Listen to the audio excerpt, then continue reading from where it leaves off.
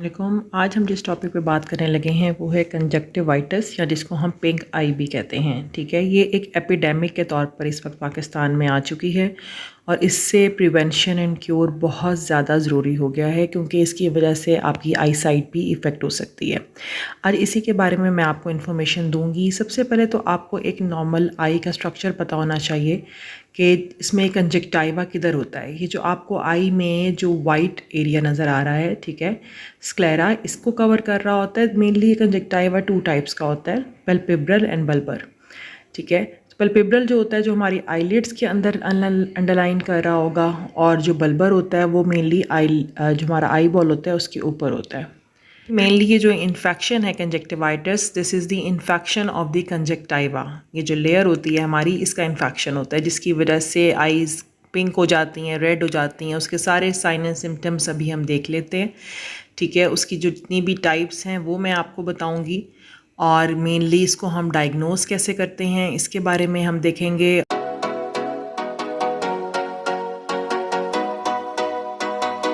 के लिए मेनली हमें क्लिनिकल डायग्नोस्टिक क्राइटेरिया होता है जिसके अंदर हम साइन एंड सिम्टम्स पेशेंट ख़ुद भी देख सकता है।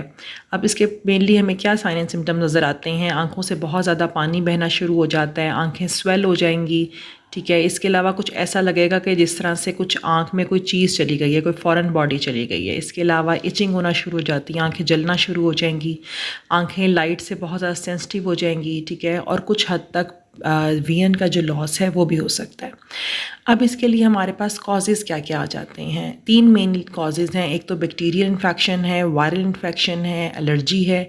इसके अलावा कुछ इरिटेंट्स या डस्ट और केमिकल्स भी इसमें पार्ट प्ले करते हैं। इनमें जो सबसे कॉमन है वो बैक्टीरियल इन्फेक्शन होता है क्योंकि बैक्टीरियाज आपको हर जगह से कैच हो सकते हैं। ठीक है, और वायरल इन्फेक्शन इसलिए बहुत ज़्यादा डेंजरस होता है क्योंकि ये आसानी से एक से दूसरे को लग सकता है। अगर आपको ये सारे साइन एंड सिम्टम्स नज़र आ रहे हैं तो आपको डेफिनेटली डॉक्टर से कंसल्ट करना चाहिए ताकि आपकी विजुअल एड मिल सके टाइमली और विजन लॉस ना हो। अब जिस तरह से अगर कोई बच्चा है और उसकी आइज़ रेड हो गई हैं तो उसको इमीडिएटली अपॉइंटमेंट लेके डॉक्टर के पास जाना चाहिए अगर उसकी एज 28 डेज से कम है। या अगर कोई लेंजेस पहन रहा है, कॉन्टैक्ट लेंजेस, और उसको कंजक्टिवाइटिस हो जाता है, उसके सारे सिम्टम्स आ रहे हैं, तो इसका मतलब है कि वो उन लेंजेस से एलर्जिक है, तो उसको वो लेंजेस नहीं यूज़ करने चाहिए। इसके अलावा जितने भी साइन एंड सिम्टम्स मैंने आपको बताए, tears, puffy eyes, gritty sensations, itchy and the burning eyes, sensitive to light और सम विजन लॉस, तो इस पे आपको ज़रूर डॉक्टर से कंसल्ट करना चाहिए।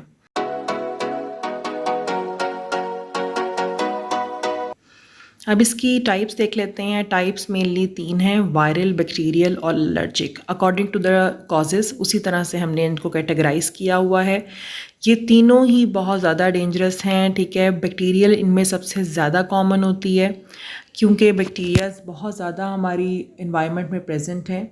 मेनली जो हमें इसके मिल रहे होते हैं साइंस, उसमें पफ़ी आइज़, जिस तरह से आपको आईलिड के ऊपर स्वेलिंग सी नज़र आएगी। इसके अलावा पिंक आई, आई से आपको डिस्चार्ज फील होगा, जिस तरह से कोई वाटरी डिस्चार्ज भी हो सकता है, या फिर कोई आपको पस फील हो सकती है, जो येलोइश कलर का आपको डिस्चार्ज नज़र आएगा, तो वो पस होती है जो कि बैक्टीरिया के इफ़ेक्ट की वजह से आती है, उनका डेड डेब्रिस होता है। ठीक है, अब अगर कंपैरिजन किया जाए नॉर्मल और कंजक्टिवाइटिस वाली आई में, तो वो बहुत ही क्लियर हो गया इस पिक्चर से ही कि आपकी जो आई है वो पिंक हो जाती है कंजक्टिवाइटिस में। और अगर इन्हीं तीनों कॉजेज़ की बात की जाए उसके अकॉर्डिंगली, तो हम इसमें किस तरह से डिफ्रेंशिएट कर सकते हैं, तो उसको हम देख लेते हैं कि वायरल, एलर्जिक और बैक्टीरियल कंजक्टिवाइटिस का हमें कैसे पता चलता है। इसका पता लगाना इसलिए भी बहुत ज़्यादा ज़रूरी है क्योंकि इसका फिर ट्रीटमेंट उसी के अकॉर्डिंग होता है।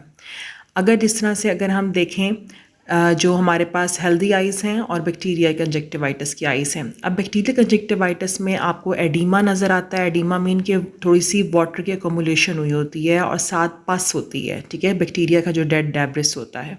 कंजक्टिवाइटिस में वाटरिंग फ्रॉम द आई होती है जिसको हम लैक्रिमेशन कहते हैं। इसके अलावा पिंक आई तो होगी, वो तो डेफिनेटली तीनों टाइप्स में होगी, लेकिन मेनली वाटरी ज़्यादा सिक्रीशन जो हैं वो आपको वायरल कंजक्टिवाइटिस में मिलती हैं।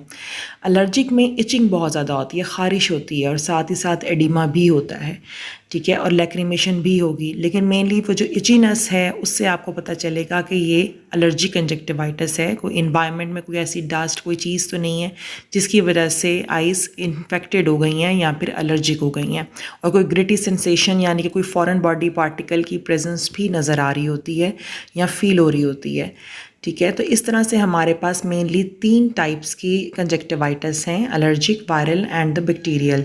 और इसी के अकॉर्डिंगली फिर डॉक्टर्स आपको एडवाइस करते हैं कि आपको कौन सा ट्रीटमेंट लेना है। अब हम देख लेते हैं कि इसके अगर कंजक्टिवाइटिस किसी को हो जाए तो डूज़ एंड डोंट्स क्या होते हैं, यानी कि क्या चीज़ें हमें करनी चाहिए और क्या चीज़ें अवॉइड करनी चाहिए to prevent from the conjunctivitis. Do's में हमारे पास आ जाते हैं कि हमें हैंड्स बार बार वॉश करने चाहिए विद द वार्म सोपी वाटर, ठीक है, और अपने जो पिलो केसेस हैं उनको क्लियर करना चाहिए, वॉश करना चाहिए रेगुलरली, ठीक है। जो फेस क्लोथ्स हैं उनको भी हॉट वाटर डिटर्जेंट से साफ़ करना चाहिए, और cover your mouth and nose when sneezing and put use tissues in the bin, ठीक है, यानी कि आपको डस्टबिन में डालने चाहिए। ये नहीं कि ऐसे फेंक दिया, कोई बच्चे ने पकड़ लिया तो डेफिनेटली इन्फेक्शन होने के चांसेस हैं। इसके अलावा अगर आप कहीं पे ट्रैवल कर रहे हैं एक्सीलेटर वगैरह में तो उसकी आपने रेलिंग्स को नहीं पकड़ना।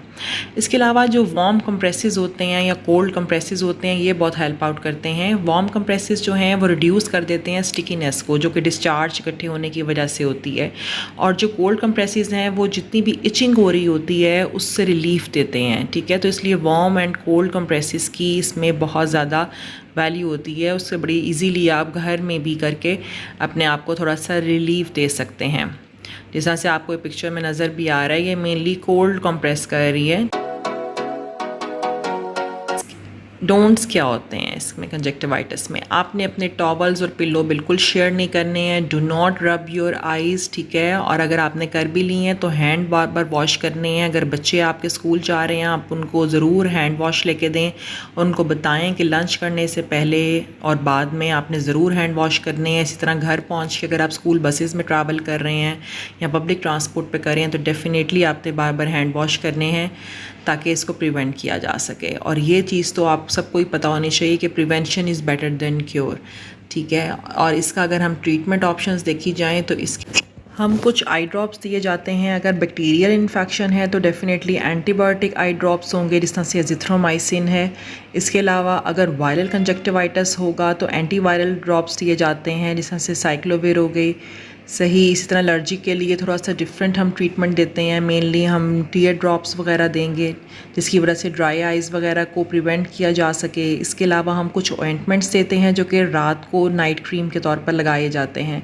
तो और दूसरी बात ये कि आप अगर आई ड्रॉप्स लगा रहे हैं तो कोशिश करें कि नॉर्मल आई और जो इन्फेक्टेड आई है उसमें जो आपकी जो नोब है उसकी आई ड्रॉप्स की वो मत टच हो, अदरवाइज़ दोबारा से जो नॉर्मल आई होगी वो भी इन्फेक्ट हो जाएगी, ठीक है। तो इस तरह से ये आपने प्रिकॉशंस का बहुत ध्यान रखना है, अपने रेगुलरली हैंड वॉश करने हैं। आई होप आपको ये लाजमी समझ आई होगी। अल्लाह हाफ़िज़।